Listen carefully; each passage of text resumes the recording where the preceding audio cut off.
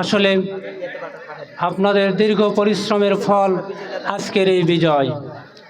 আমি মনে করি বাগমারার যতটা ইউনিয়ন আছে তার মধ্যে সবচেয়ে বেশি চ্যালেঞ্জিং ইউনিয়ন ছিল আপনাদের আউসপাড়া ইউনিয়ন, যেখানে আপনারা দিন রাত পরিশ্রম করেছেন,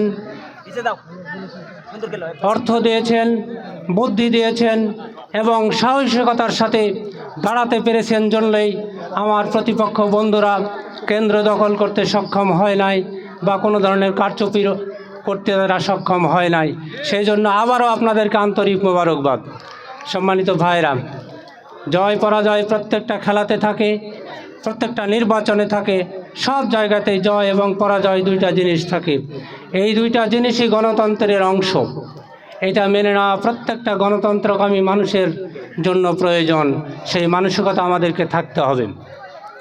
তাই আজকে নির্বাচনোত্তর এই বাগমারায় আমাদের অঙ্গীকার হবে এই বাগমারাকে একটা শান্তির বাগমারা করা, একটা সমৃদ্ধির বাগমারা করা, একটা মর্যাদার বাগমারা করা, একটা উন্নয়নের বাগমারা হিসাবে বাগমারাকে গঠন করা, এটাই আমাদের অঙ্গীকার হওয়া উচিত।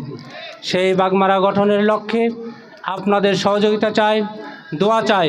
পাশাপাশি আমাদের যে সমস্ত বন্ধুরা প্রতিপক্ষ প্রতিদ্বন্দ্বী বন্ধু যারা ছিলেন তাদের প্রতি উদাত্ত আহ্বান জানাবো, আসুন সব কিছু ভুলে গিয়ে এই বাগমারাকে গড়ার লক্ষ্যে, বাগমারার উন্নয়নের লক্ষ্যে, বাগমারার নিরাপত্তার লক্ষ্যে, বাগমারার শান্তির লক্ষ্যে, বাগমারার মানুষের ভাগ্যের পরিবর্তনের লক্ষ্যে আমরা ঐক্যবদ্ধ হয়ে কাঁধে কাঁধ মিলিয়ে কাজ করব।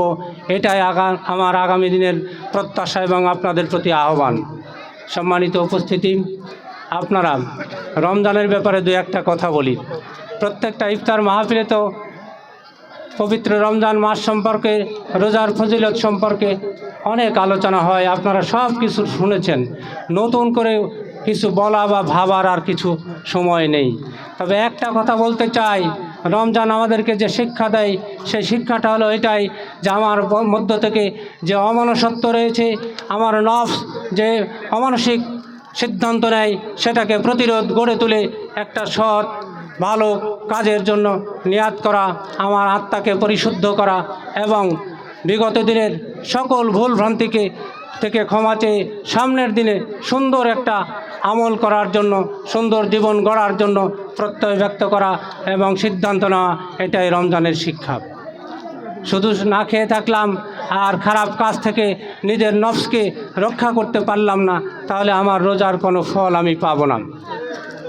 তাই আসুন সিদ্ধান্ত নিই আগামীর দিনে, আজকের এই দিন থেকে শুরু করে আগামীর যে দিন আসবে প্রত্যেকটা দিনে আল্লাহর দেওয়া বিধানের অনুসারে জীবনের প্রত্যেকটা কাজ যেন পরিচালনা করতে পারি, সেই সিদ্ধান্ত আমাদেরকে আজকে নিতে হবে।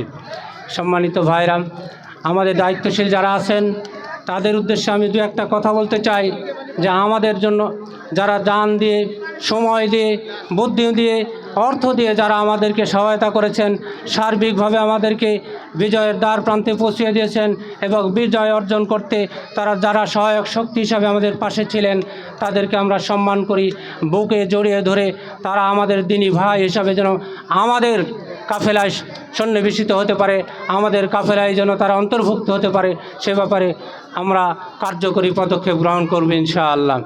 সম্মানিত বাগমারাবাসী, আমি মনে করি আজকের এই বিজয় শুধুমাত্র আমাদের বাংলাদেশ জামাত ইসলামের ভোটের মাধ্যমে বিজয় এটা নয়। আমি মনে করি বাগমারার প্রতিটা ভোটার, বাগমারার প্রত্যেকটা ভোটার আমাকে ভোট দিয়েছেন, সবাই আমার লোক। বাগমারার প্রতিটি মানুষ আমার মানুষ।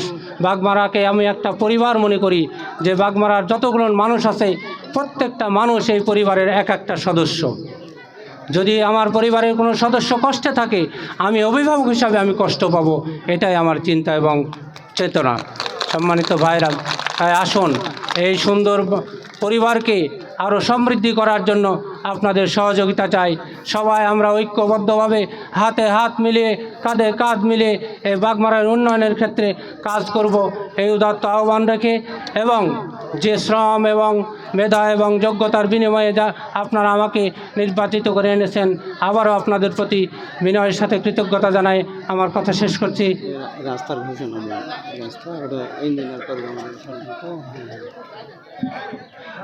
আর বাগমারার এই যে আমার আমির সাহেব দাবি করেছেন যে বাগমারায় প্রথম সফর তার ইউনিয়ন থেকে হতে হবে, সেটা কিন্তু আল্লাহর রহমতে আমি শুরু করেছি। আমার আজকের প্রথম সফর নির্বাচনোত্তর, এবং বাগমারার যে উন্নয়ন কাজ প্রথম শুরু হবে, আমি আপনাদের কাছে বলে দিতে চাই সেই কাজটা এই আউসপাড়া ইউনিয়ন থেকেই শুরু হবে ইনশাআল্লাহ।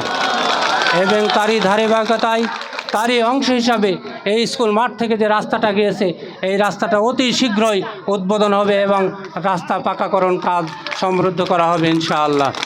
সবাই সুস্থ থাকুন, সবাই ভালো থাকুন।